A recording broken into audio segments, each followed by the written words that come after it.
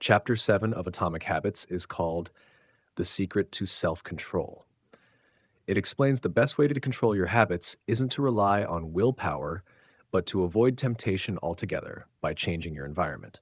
Simple explanation. 1. Self-control isn't enough. Many people think they need lots of willpower to stop bad habits, like eating too many sweets or playing video games too long. But the truth is, it's hard to rely on willpower all the time. Eventually, we get tired, and that's when bad habits can sneak back in.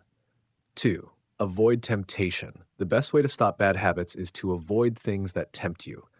For example, if you know candy makes you eat too much sugar, don't keep it in the house.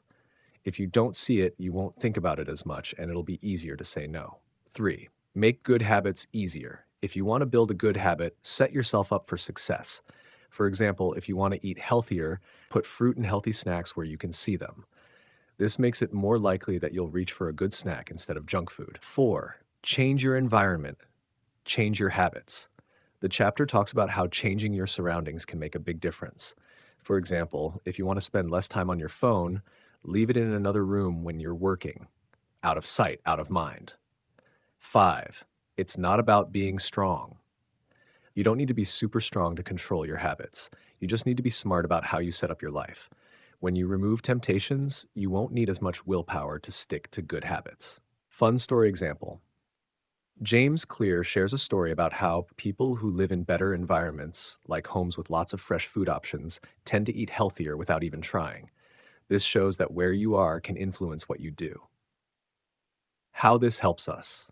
To stop a bad habit, uh, keep things that tempt you out of sight or out of reach.